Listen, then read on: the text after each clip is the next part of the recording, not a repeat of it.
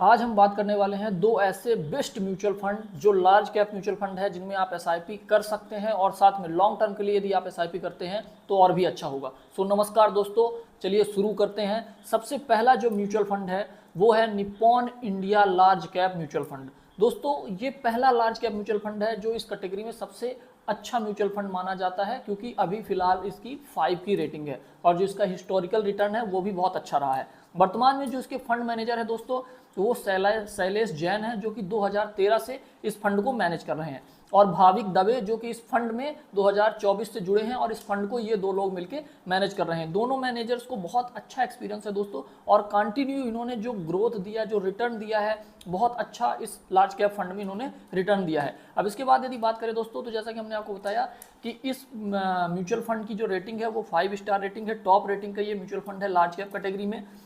उसके बाद जो आप एसआईपी यदि इसमें शुरू करना चाहते हैं तो मिनिमम 100 रुपए से आप इन्वेस्टमेंट करके इसमें एसआईपी शुरू कर सकते हैं। उसके बाद दोस्तों इसका जो फंड साइज है वो 44,164 करोड़ का है, मतलब काफ़ी बड़ा फंड साइज है। इसको काफ़ी ज़्यादा पैसा मिला है लार्ज कैप कैटेगरी में इस फंड को। उसकी वजह ये दिखाता है कि बहुत सारे लोगों ने इस फंड में ट्रस्ट किया है और अपना पैसा इन्वेस्ट किया है, क्योंकि ये कंटिन्यू अच्छा रिटर्न दे रहा है।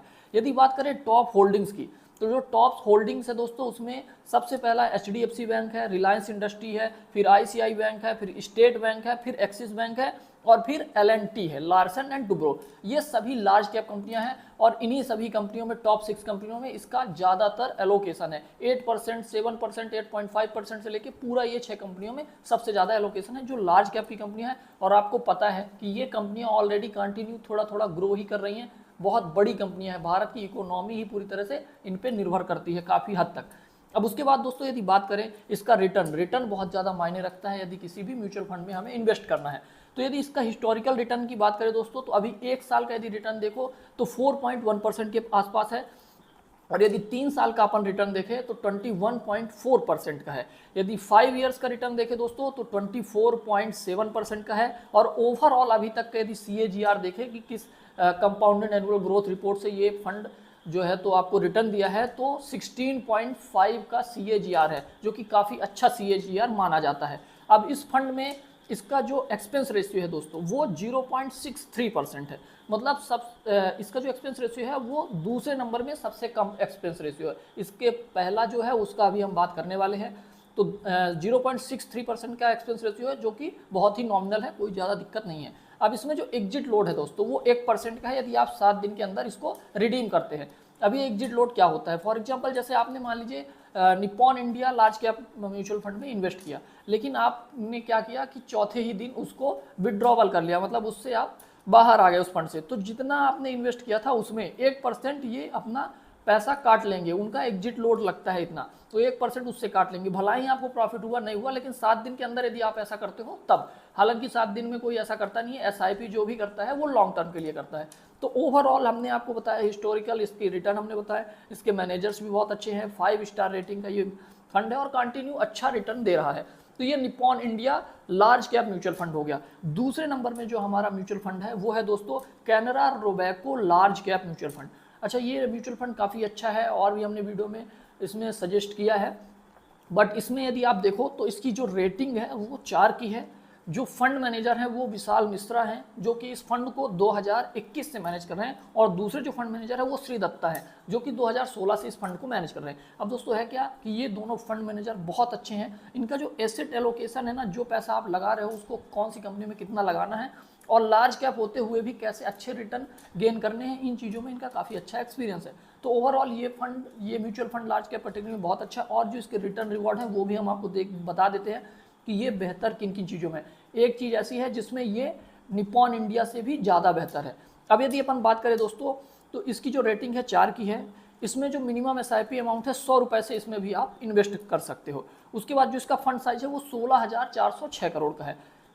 कम फंड साइज है दोस्तों, मतलब यदि निप्पॉन इंडिया के हिसाब से आप देखो तो 3 गुना कम इसका फंड साइज है। मतलब इसमें आने वाले समय में और ज़्यादा इन्वेस्टर आएंगे, क्योंकि जब कम फंड साइज रहता है ना, तो उसको मैनेज करने में, उसको अच्छे से लोकेट करने में मैनेजर्स को ज़्यादा आसानी होती है। तो मैनेजर्स आसानी से उसमें काम कर पाते हैं और अच्छा रिटर्न गेन करने का प्रयास करते हैं। तो इसमें आने वाले टाइम में और अच्छे इन्वेस्टर मिलेंगे। इसके बाद यदि बात करें दोस्तों जो टॉप होल्डिंग्स है, तो HDFC बैंक, फिर ICICI बैंक, उसके बाद रिलायंस इंडस्ट्री, उसके बाद इन्फोसिस। यदि आप देखो तो इसमें इन्फोसिस है और निप्पॉन इंडिया में इन्फोसिस की जगह एक्सिस बैंक था। बाकी इन्फोसिस के बाद इसमें एयरटेल है और L&T है। तो इसमें एयरटेल एंड इन्फोसिस 2 कंपनियां ऐसी हैं जो कि कैनरा रोबेको में इनके मैनेजर्स ने ऐड करके रखी हुई है टॉप कैटेगरी में, जो कि ये दिखाता है कि हाँ फंड, दोनों कंपनियों के जो फंड मैनेजर्स है उनका अलग अलग माइंडसेट है और अलग तरीके से काम कर रहे हैं, और रिटर्न रिवॉर्ड भी इसीलिए अलग अलग देखने को मिल रहा है। तो टॉप होल्डिंग्स की हमने आपकी बात कर ली। अब रिटर्न की यदि बात करें दोस्तों, तो इसका 1 साल का रिटर्न 4% है, और निप्पॉन इंडिया का 1 साल का कितना था, 4.1%। अब इसका 3 ईयर का रिटर्न है दोस्तों 17%, और 5 ईयर का रिटर्न है 19.6%, और ओवरऑल यदि देखा जाए, ओवरऑल अभी तक का जो CAGR का रिटर्न है वो 15.2% का है।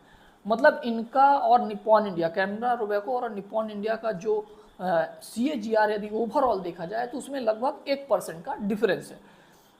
कैनरा रोबेको 15.2% है और निप्पॉन इंडिया 16.5% है। उसके बाद यदि कुछ चीज़ें इसमें बेनिफिट है निप्पॉन इंडिया में, तो इसमें भी कुछ चीज़ें कैनरा रोबेको में बेनिफिट है। वो बेनिफिट ये है दोस्तों कि एक्सपेंस रेशियो जो कैनरा रोबेको का है वो 0.47% का है मात्र, जबकि निप्पॉन इंडिया में 0.63% का था। तो इसमें एक्सपेंस रेशियो भी कम है, 0.47% का है। उसके बाद इसका एग्जिट लोड यदि बात करें तो 1 साल से पहले यदि आप इसमें विड्रॉ करते हो तो 1% का इसमें एग्जिट लोड लगेगा।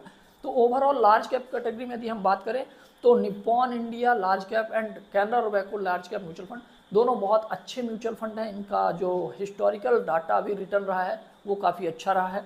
तो आप अपने हिसाब से इसमें यदि किसी एक को चूज करके SIP करना चाहते हैं तो आप इसमें कर सकते हैं। सो इस वीडियो में इतना ही। हमने जो रिसर्च एंड एनालिसिस करके ये वीडियो बनाया है जिसमें टॉप लार्ज कैप के 2 बेस्ट हमने म्यूचुअल फंड के बारे में डिस्कस किया है। यदि ये वीडियो आपको पसंद आया हो तो दोस्तों वीडियो को लाइक कर देना, एंड चैनल में यदि आप पहली बार हैं तो चैनल को सब्सक्राइब कर लीजिए। साथ में यदि आपको किसी और फंड के बारे में जानना है, कुछ और आप पूछना चाहते हैं तो आप हमें कमेंट कर सकते हैं, हम उस पर भी रिसर्च एनालिसिस करके वीडियो बनाएंगे। ओवरऑल हमारे इस चैनल में काफ़ी अच्छे और भी कैटेगरी के वीडियोज़ रहते हैं, आप उनको भी वॉच कर सकते हैं, हमें सपोर्ट कर सकते हैं। Thank you so much.